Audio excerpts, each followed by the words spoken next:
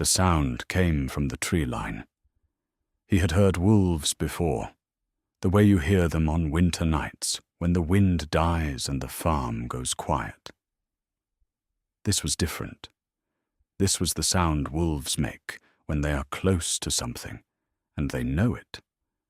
And whatever it is they have surrounded has stopped running.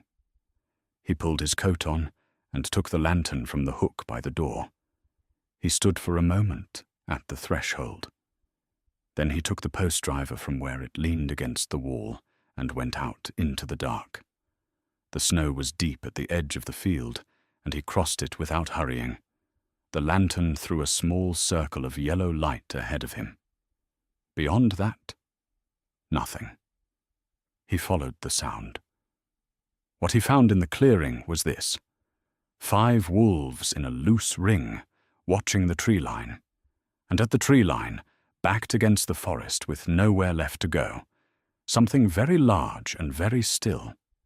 She was taller than any person he had seen, green-skinned, broad across the shoulders, and she was holding her right arm differently from her left, the way a person holds a broken thing that hurts too much to set down. She was not moving. She was watching the wolves, and the wolves were watching her, and none of them had taken the next step yet.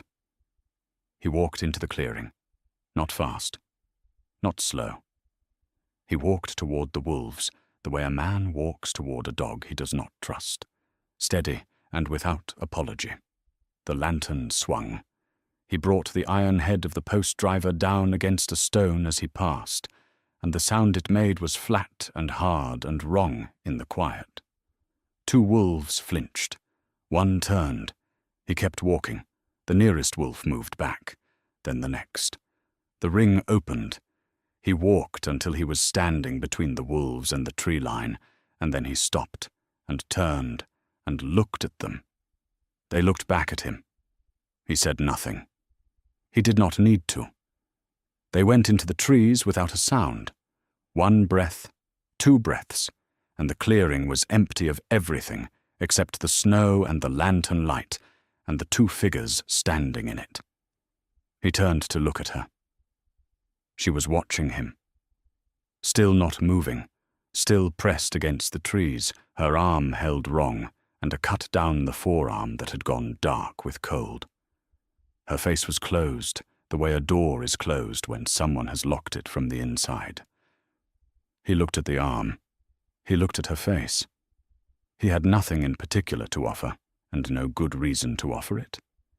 He was one man on a dead farm with a leaking roof, and he had just driven 5 wolves off a stranger who had no reason to trust him, and who was very large and very clearly in pain. None of that seemed to matter much.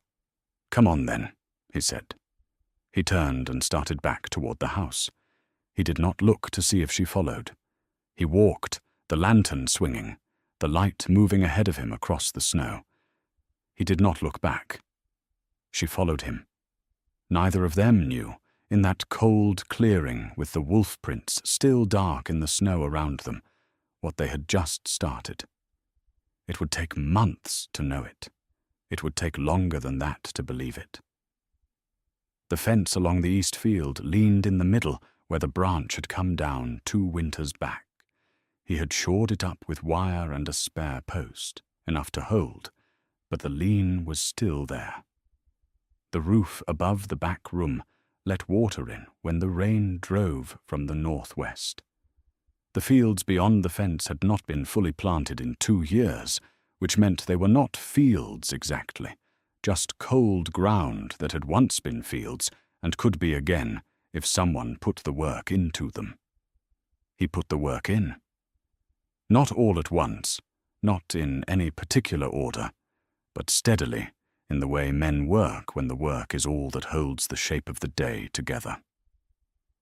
That week it was the fence. He dug out the bad post and set a new one, tamped the earth around it, restrung the wire, and pulled it taut. His hands knew how to do this. They had always known the work better than the rest of him did, the roof he would get to when the snow cleared. He had been saying that since last spring. He said it again and went inside. He made food for one person and ate it by the fire. The house was quiet in the way it had been quiet for 3 years. It was not an uncomfortable quiet, it was just empty, the way a room is empty after the furniture has been moved out. Still a room, still usable, but different in a way you feel before you name it. His wife had died in the 3rd winter after they came to the valley. She had been sick a long time before that, and then she was gone, and he had stayed because there was nowhere else to go, and nothing to go back to. They had come here together, built the fence together, planted the first fields together. The farm was what remained of that. He stayed and worked it. That was all. That was the whole of it. On the windowsill beside the door, she had kept a stone she found in the field the first spring. It was grey and smooth, the size of his palm, unremarkable except that she had picked it up and carried it home and set it there. He had never moved it. He had never been able to say why, except that it was hers, and there was very little of hers left. The tree line ran along the north edge of the property, 40 or 50 paces past the fence. He had no reason to go into the forest, and he never did. The wolves came through in winter when the deer moved south and they followed. He heard them sometimes at night. Usually it was not worth getting up for. He would hear them. And if they were near the fence, he would go out and make noise until they moved on, and then he would come back in. In the morning there would be tracks in the snow, and that was the end of it. That was how it usually went.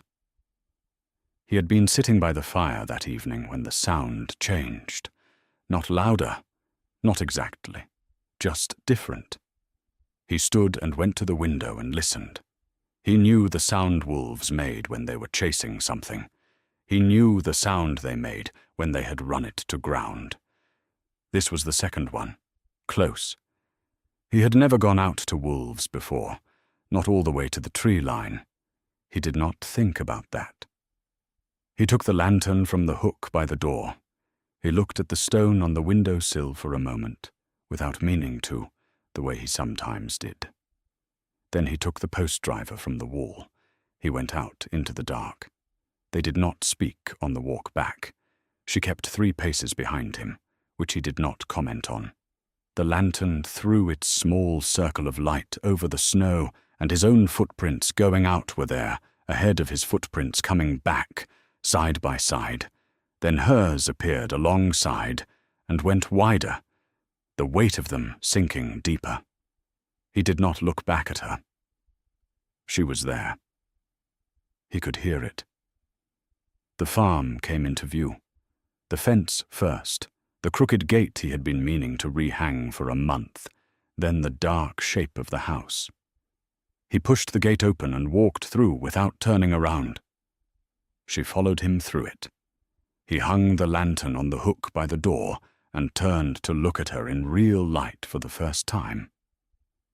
She was taller than he had registered in the dark, which was saying something, because he had registered it.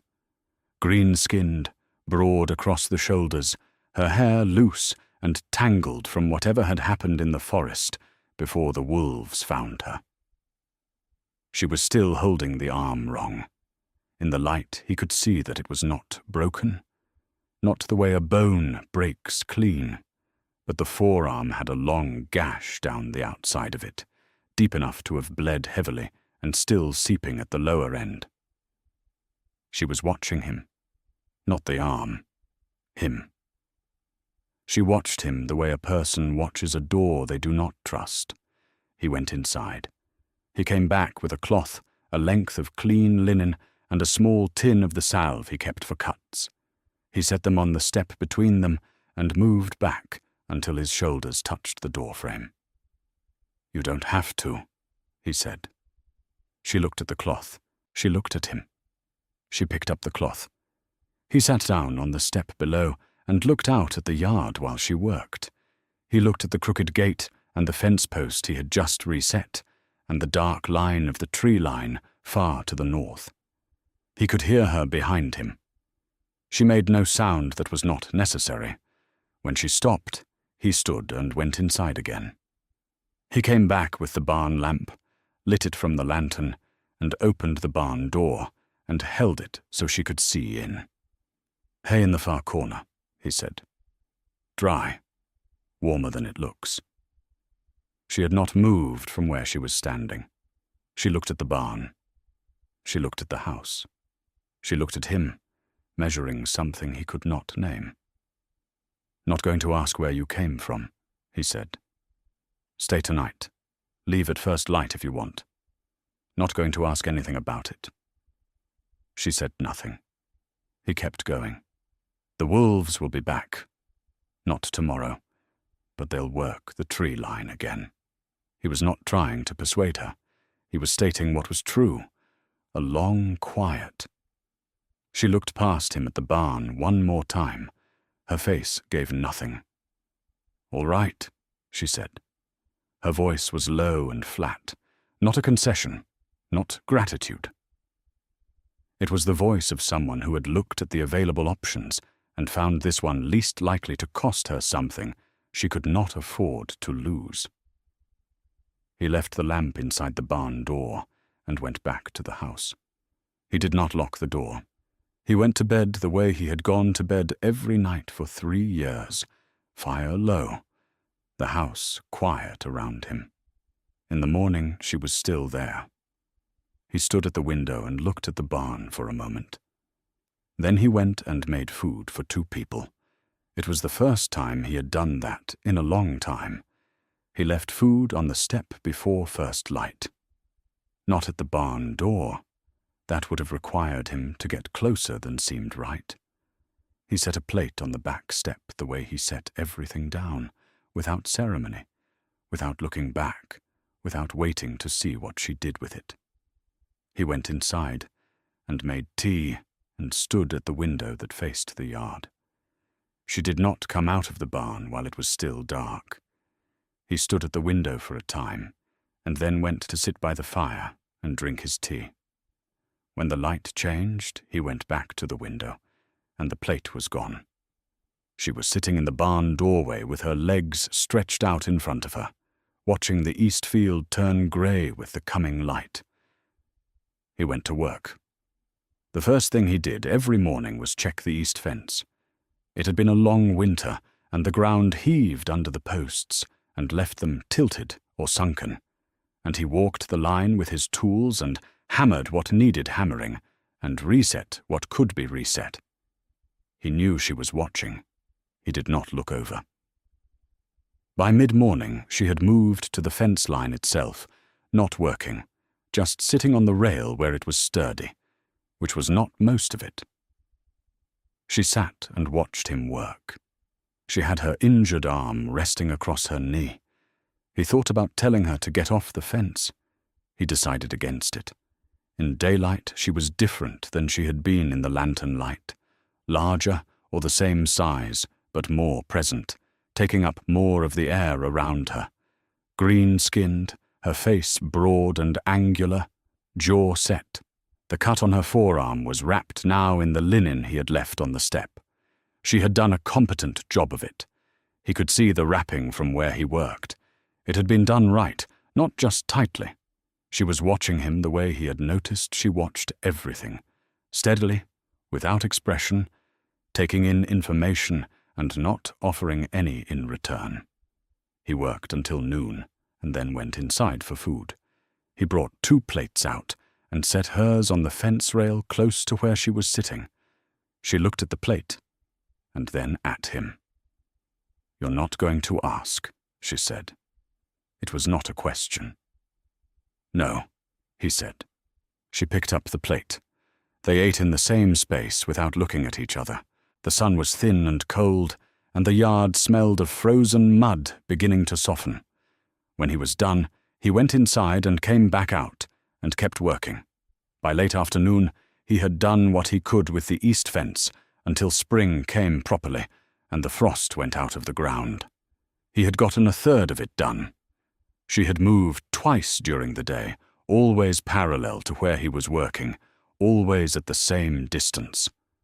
She was watching the tree line more than she was watching him toward the end. He did not say anything about that. When it started to get dark, she went back to the barn without him saying so. He fed the animals and closed up and went inside. He made food for 2 without deciding to. He found the salvi tin and brought it with her plate and left both on the ledge inside the barn door and went back to the house. From the window he could see the barn. A line of light showed under the door where she had lit the lamp. That was the first day. On the second day she was still there. He found out the way he had found out on the first day, from the window before the light was fully up. The barn door closed, a faint line under it where the lamp had burned through the night. He made food for 2, left hers outside the barn, and went to work. There was a gate to rehang, and a section of the back roof to patch where the leak had gotten worse over the winter. He worked until the light went and went inside and made food for 2 again. He left hers at the barn the same way.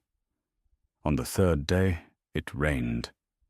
He worked through it for a time, and then went inside when the cold got serious. From the window he could see her, not in the barn, but standing in the doorway with her arms at her sides, watching the rain come down over the east field. She stood there for a long time without moving. He had no way of knowing what she made of the rain, or the cold, or this farm. He did not think he was supposed to know. He sat by the fire. He oiled the leather on a pair of worn buckles and reseated a hinge he had been putting off since autumn. Small work that did not require going outside. When he looked up again, it was mid-afternoon, and she was still in the barn doorway, watching the field. He put something on the fire and made 2 bowls of it and left hers on the ledge just inside the barn door. He did not check to see if she ate it. In the morning, the bowl was back on the step. On the 4th day, the rain had stopped and the ground was softer. He went out to the field, not to plant, it was too early for that, but to turn the earth in the sections that had gone hard over the winter. Hard work, steady work, the kind that uses the whole body and leaves the mind quiet. His back knew about it by midday. She moved during the morning, not to the fence line as before, but closer, to a spot near the barn's near corner. She sat with her knees up and watched him work across the field. She did not come any nearer. Neither of them spoke. He left food at noon, halfway between the barn and the house. Not at the fence, not at the barn door. Halfway. He set it down and went inside without looking back. He did not look out the window for a while. When he did, she was eating. She was back where she had been sitting, which meant she had moved to get the plate and returned. He thought about what that meant, and then stopped thinking about it. She had eaten. That was the thing. On the 5th day she was closer to the house again. Not at the barn corner, but in the open yard itself, sitting in the frozen mud at the edge of the flat ground nearest the house. She had her back to the fence, and she was watching the tree line. Not the house. Not him. The tree line. She watched it. The way you watch something you know is still there, even when nothing moves in it. He did not ask her about it. He split wood that afternoon until the pile was as high as it had been before winter. She watched from where she was sitting and did not move. By the time he quit, the light was low and she was still in the yard. He made food for 2 and left hers on the back step, which was closer to where she was than the barn door was. She came and got it before he was back inside. On the 6th day, she picked up a tool. He had left the post driver leaning against the fence while he went to pull the next post from the pile. When he came back, she was holding it, not gripping it, just turning it in her hands the way a person turns a thing to understand its weight. She looked at the post on his shoulder. and then at the hole he had dug, and then at him. He set the post in the hole. She drove it in with 4 strokes.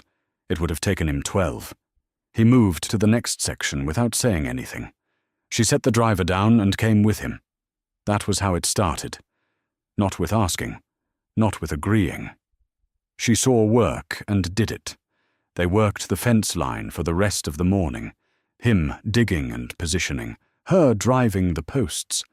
They did not talk. They did not plan anything in any way he could have named. He would set something, and she would see what was needed and provide it, and he would move on. The fence along the east field that had been leaning since the second winter, the one he had propped with wire and spare timber and meant to fix properly for 2 years, went straight by noon. He had not planned on getting the whole line done that day. He got it done. Her injured arm had healed most of the way. He could see it in how she moved, no favoring, the forearm tracking right when she swung. But when they moved the big corner post that had heaved up out of the frost, she took the wrong end by habit, and the bark edge caught the old cut and opened a thin section of it. She did not say anything. She shifted her grip and kept working. He saw the cloth wrap go dark at the edge anyway. He went inside and came back with the cloth and the salve tin. He set them on the fence rail between them. She looked at them. She picked up the cloth. He turned and kept working. By the time they quit, the light was lower, and the fence ran straight across the east field, which was not a thing it had done since he could remember. He stood and looked at it for a moment. The orc was on the near end of the rail, with her arm resting across her knee, the cut freshly wrapped. He gathered his tools. She watched him. He went inside and put food on. When it was ready, he set 2 plates on the table and went to the door. She was still at the fence. He left the door open and went back to his plate. He ate for a while. He did not look up. After a time, he heard her on the step that took her weight differently than his. He heard the floor adjust. He did not look up from his plate. She came around and sat down at the table across from him, and he moved her plate the few inches needed, and they ate. She ate the way she did everything, steadily, without ceremony. When he was done, he went to put more wood on the fire. She was still at the table. The room was warmer than the barn, and smaller than it looked from outside, though she did not seem to find it cramped. The fire threw its light across the floor, and she was looking at the windowsill, at the stone that sat there. He did not say anything about that. "You live here alone?" she said. It was not a question. "I did," he said. She looked at the fire. He let her look. After a long time, she got up and went out to the barn, and he heard the door close. He stayed by the fire. It was not something they had arranged. The barn had a gap in the east wall she had not gotten to patching yet, and he had a fire, and over the course of several nights she had simply started coming in when the work was done, and sitting at the table or near the fire, without either of them deciding she should. He had made room without saying anything. She had made use of the room without commenting on it. She was at the table with her hands flat on the wood. He was at the fire, working the crack in a tool handle with oil and a strip of cloth. The lamp was low. The fire was the main light. Outside, the wind had come up and was working something loose on the woodshed roof. After a while, she said, "I was in the forest for 3 weeks before the wolves found me." He did not say anything. He kept working the handle. "I was following the south paths. The wolves came on the second night. I kept ahead of them for 2 days before they pinned me at the tree line." She said it the way she said most things, flat, not asking for a response. "Why south?" he said. She was quiet for a moment. "I had people," she said. 6 of us, then 4. There was land we had been using for a long time. Then it was not that anymore. They went different ways. I went south. He turned the tool handle in his hands. The crack was better. He set it down. The two who were with me the longest, she said, they went east. I said I would go south and come back. I don't think any of us believed that. How long ago? He said. She thought about it. Before the first snow. The fire moved. He let it move. Outside, the wind found the loose piece of tin on the woodshed and began working it back and forth in a slow rhythm. After a while, she looked at the windowsill. "What is that for?" she said. He looked. The stone. He had not thought about her noticing it, though she had been looking at it since the first night she came inside. "My wife," he said. "She found it the first spring we were here. She set it there." She looked at it for a time without speaking. He got up and went to the window and looked out at the yard. Nothing that needed fixing tonight. He stood there with his hand on the sill beside the stone. He picked it up. He had not done that in a long time. It sat in his palm the same way it always had, the same weight. She was watching him. "She died in the third winter after we came here," he said. "I didn't know what to do with the farm without her. I didn't know how to leave it either." He set the stone back on the sill and went and sat down by the fire. Neither of them said anything for a long time. The fire burned, and the lamp threw its light across the table, where she sat with her hands flat on the wood, and the wind outside moved the tin on the woodshed in its slow, steady rhythm. It was not like talking to someone. Not exactly like that. But it was not nothing, and he was aware of something different in the room now that had not been there before. Not trust. Not that word, which was both too large and too small for what it was, but some reduction in the distance, something harder to name and slower to arrive than trust, and maybe for that reason more likely to hold. He did not need to name it tonight. "The gap in the east wall," he said. "I'll get to it tomorrow." She looked at him. Something moved in her face that was not quite what he had seen there before. "All right," she said. She stayed by the fire a while longer before she went out to the barn. The ground had softened enough to work by the time anyone came down the road. Weeks had passed since the night in the forest. The fence line ran straight now, where it had not run straight in years.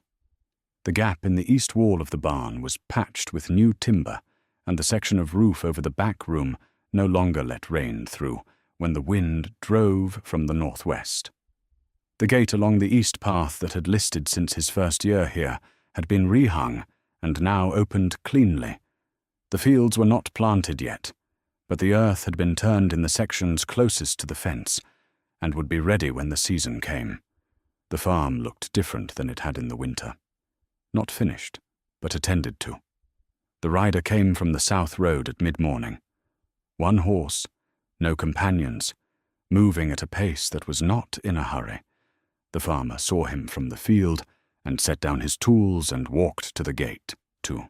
The man was middle-aged, heavier than his horse looked comfortable with, wearing a dark coat with a county badge pinned to the front of it. He had a ledger open across the saddle. He looked at the farmer, and then at the farm, and then at the orc, who had been splitting wood at the far side of the yard and had stopped when the rider came into view. "Morning," the man said, "doing a property check on the valley holdings. Mind if I ask you a few questions?" "No," the farmer said. The man asked about the acreage and the condition of the structures and whether he had filed a survey update after the previous winter's storm damage. The farmer answered each question accurately and without embellishment. The man wrote things down in his ledger. He looked up at the orc again. "You got someone working the property with you?" he said. It was not quite a question. "Yes," the farmer said. "Live-in arrangement?" "She works. I feed her." The man looked at her for a time. She had not moved. She was holding the splitting maul at her side and watching the road in a direction that was not exactly at the man and not exactly past him. There was a great deal of her to look at, if you were looking. The man was. "All right," he said. He wrote something in the ledger. "I'll note it." He closed the ledger and turned his horse and went back the way he had come. He did not look back. The farmer stood at the gate until the horse was out of sight. Then he went back to the field and picked up his tools. The orc went back to the wood. Neither of them said anything about it that evening. They ate, and she went to the barn, and he sat by the fire. He knew what the visit meant. Not what the man would do with what he had written down. Not exactly. But he knew the direction of it. Someone had sent him, or would hear what he reported, and that someone would have a position on the matter, and the position would not be neutral. A thing that had been quiet was going to stop being quiet. He did not know what form that would take, or when it would arrive, but he knew his own answer to it. She worked. He fed her. The fence was straight and the roof was tight and the fields would be planted in a month, and that was what the farm was now. And it was not going to change because a stranger had written something in a ledger. He let the fire burn low and went to bed. They came 3 days after the assessor. 2 horses, 2 riders. The farmer saw them from the north field while the orc was working the south section, turning the last of the hard ground before planting. He set down the post he was carrying and stood at the fence line and watched them come. He did not go inside. The horses stopped at the gate. One man was younger, hanging back, his hand resting on the near side of his coat in a way that was probably habitual and probably meant to be noticed. The other was older, heavier, with the kind of face that is used to being listened to. He had good boots and a horse that cost more than most of what the farmer owned outright. He looked at the farm the way you look at something you already have an opinion about. A man who had made decisions about other people's arrangements before and found them easy to make. "You the one they call the Valley Man," he said. Not a question. "I don't know what they call me," the farmer said. The man looked past him at the farm and the fields. He looked longer than he needed to. "There's a matter that needs addressing," he said. "Valley settlers have an understanding. No orc labor on deeded land. No squatters. You've got one working your property and sleeping in your structures, which puts you in violation of an agreement that the people in this valley have held for 3 years. "I wasn't at that meeting," the farmer said. "Doesn't matter whether you were or weren't. The agreement holds." He shifted in the saddle. "You need to move her on. I'm giving you the chance to do it yourself." The farmer said nothing. "I'm not asking for an argument. I'm telling you what the situation is." "I heard you," the farmer said. They looked at each other. Behind the farmer, from the direction of the barn, he heard feet on packed ground. He did not turn around. He did not need to. He knew the weight and the pattern of those steps by now. The older man's eyes moved. The younger one's hand shifted on his coat. She came and stood beside the farmer. Not behind him. Beside him, and maybe half a step further out into the yard. She had the splitting maul in her hand, not raised, just carried, the way you carry a tool you have been using. She looked at the 2 men on horseback without expression. She did not look at their faces. She looked at a point somewhere past them, in a way that had the effect of making the space between feel very measured. The older man looked at her for a long moment. He looked at the farmer. "I see," he said. "She's staying," the farmer said. That was all. A silence that had some weight to it. "You're making this harder than it needs to be," the older man said. "You've got a nice piece of land here. It would be a shame to have it contested. The farmer said nothing. "The county assessor keeps records," the man said. "Records can be reviewed. Land use disputes have a way of dragging on." He pulled his horse back a step. "I'll give you a week. You think about what you want this to look like. We'll come back." He turned the horse, and the younger man turned his, and they went back down the south road without hurrying. The young one looked back once. The older one did not. The farmer and the orc stood at the gate. He could feel her beside him, the stillness she had, the way she was still watching the road even after the horses had gone from sight. He did not say anything. There was nothing to say that the situation had not already said. He had known for a while what kind of ground this was. He had known it would not stay quiet. He had also known, he realized, that when it stopped being quiet, he would not find his answer difficult, and he had been right about that. After a long time, she went back to the south field and picked up her tools. He did the same. They came back on the 6th day. Not 2 men this time. 4. The older man and the younger one, and 2 others the farmer had not seen before, heavy-set, on working horses. They came from the south road in the early morning, while the dew was still on the grass, and the orc was moving fence posts from the pile to the east section, where the last of the line still needed replacing. The farmer was at the gate before they reached it. He had seen them coming for 10 minutes. He had not hurried. He stood at the gate and waited. The party stopped a dozen paces back. The older man was in front, the others ranged behind him. He looked at the farmer.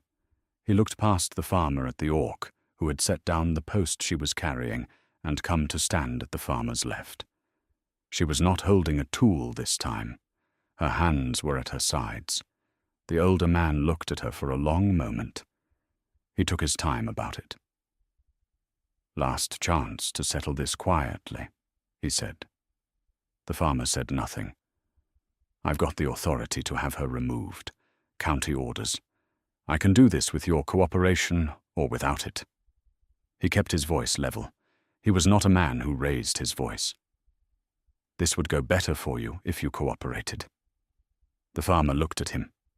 "No," he said. One word. He said it the way he said most things, flat and without apology, the way you state a fact about the weather. The older man looked at the orc. She had not moved since she walked up. She was standing at the farmer's side and looking somewhere past the older man's shoulder in a way that was difficult to interpret. She was very still. The 2 new men shifted on their horses. One of them looked at the other. The older man looked at the farm. He looked at it for a moment that went longer than it needed to. He looked at the fence line, running straight along the east field, at the patched barn wall, at the turned earth in the south section, dark and ready, at the new gate post that had not been there in the winter. He looked at the 2 people standing at the gate. He counted something silently. Something moved across his face. It was not fear exactly. It was the recognition that this was a different kind of ground than he had expected, and that what he had planned to do here had assumed a particular kind of opponent, one who would bend under the shape of an official visit, under the weight of 4 men and a county order. He looked again at the farmer. He looked at the orc. This was not that opponent. "You'll hear from us," the older man said. He turned his horse. The younger one followed. The 2 others went last, one of them looking back at the orc until the road bent. Then they were gone. The farmer and the orc stood at the gate. He did not know how long they stood there. It was a long time. The morning light moved across the yard, and a bird started up somewhere along the fence line, and the east field sat there in the sun, the turned earth dark, the new posts straight along the line. He was aware of her beside him, the way she was still facing the road, the same stillness she had kept for the last 10 minutes without once moving. He had stood in a lot of empty places. This was not the same as those. She said nothing. He said nothing. There was nothing that needed saying. They had stood at the gate, and the men had come and the men had gone, and the farm was still here, and they were both still here, and it had been enough. After a long time, she picked up the post she had set down and carried it to the east section and went back to work. He went with her. By midsummer, the south field had plants in it. Not many, not a full yield. The season was too short for that, and the ground had been too long unworked. But there were rows in the earth, and things growing in the rows, and that was more than the field had seen in 2 years. He walked it sometimes in the early morning before the work started. The rows were not impressive. She would have laughed at how far apart the plants were standing. But they were there, and they were growing, and he had learned not to argue with that. She had put in most of the south section. He had done the north. They had not discussed how to divide it. It had simply happened the way most things between them had simply happened, without negotiation, without announcement. The evenings were longer in summer. They ate outside when the weather was right. At the old table he had moved to the yard in the spring because the kitchen was too warm with the fire on. They ate and watched the fields. The fence ran straight to the east. The gate opened cleanly. The barn wall was tight on all 4 sides. These were not things he would have listed a year ago, because a year ago they had not been true. He had noticed the change the way you notice a sound when it stops, only afterward, in the quiet of its absence. One evening, she asked him how long he had been in the valley. 11 years, he said. We came in the late fall. She said it was too late in the year to start, and she was right, and we did it anyway. She looked at the field. What did she think of it? She liked it, he said. More than I did at first. She always saw what it could be before I saw what it was. She nodded once. That was all. The light went down. The stars came out in the part of the sky past the tree line. They sat for a while and did not speak, which was not the same as having nothing to say. He went inside when the dark came on, and she stayed out a while longer. When she came in, she stopped at the window and looked at the stone the way she sometimes looked at it now. Not as a thing that needed examining, but as a thing that was simply there. That was part of what the room contained. He watched her for a moment. He looked at the stone, too. It was the same stone. It had not changed, but the room around it had changed, and that changed the stone somehow, in a way he could not have said, and did not need to say. It was not family. The word was too large and too small at once for what this was. It was not friendship exactly, which was a word for a different kind of thing. It was something that did not have a name he knew, or the name for it was in a language he had not learned. 2 people who had come to the same place by different roads and found it, to their mutual surprise, workable. Something that held when the weather came at it from the north. The part of him that had been braced for years was quieter now. Not gone, just quieter. The bracing had become such a habit that he had forgotten what it felt like to not be doing it, and discovering its absence was strange in the way most good things were strange when they arrived without warning. He went to bed the same time he always did. The farm was dark and quiet around him, and the south field had plants in it. It was enough. The harvest was small, the way first harvests after neglect always are, but it was real. They brought it in over 3 days in the last of summer, the north section and the south section both, carrying the cut grain to the barn in the flat light of late afternoon, while the air smelled of dry earth and turned stems. It was not the harvest he would have made here alone. It was not enough to last the winter without trading for more, but it was enough to mean the winter would not be the same as the ones before it, and that was the thing that mattered. He did not say that. He did not need to. When the work was done, they sat at the table in the yard until the light went, the way they had fallen into doing through the summer. The farm was quiet around them. The fence line ran straight in both directions until it disappeared in the evening light. The gate along the east path opened without binding. The barn was full, or fuller than it had been in several years. The east field was bare now, but bare in a different way. The way a field is bare when it has done its work for the season and is resting, not the way it is bare when it has been given up on. After a while she went inside.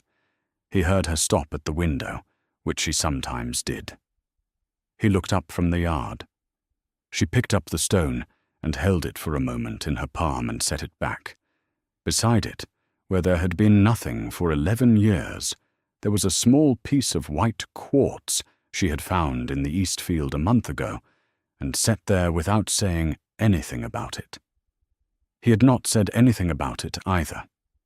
It was simply part of what the sill held now.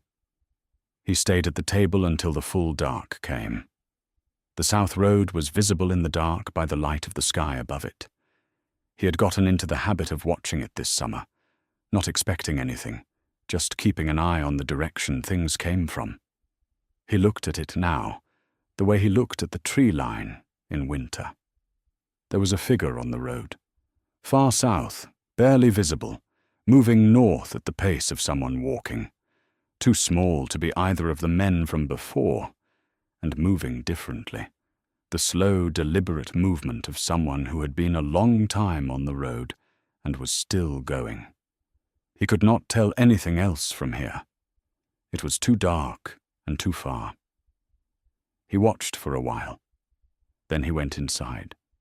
He put wood on the fire, 2 bowls on the shelf, 2 chairs at the table, the stone on the windowsill and the quartz beside it. The room was what it was, which was different from what it had been. The world beyond the fence had not finished moving. He had known that since the spring, and he had known it through the summer, and he knew it now, looking at the fire in his own house at the end of a day in which something had been harvested.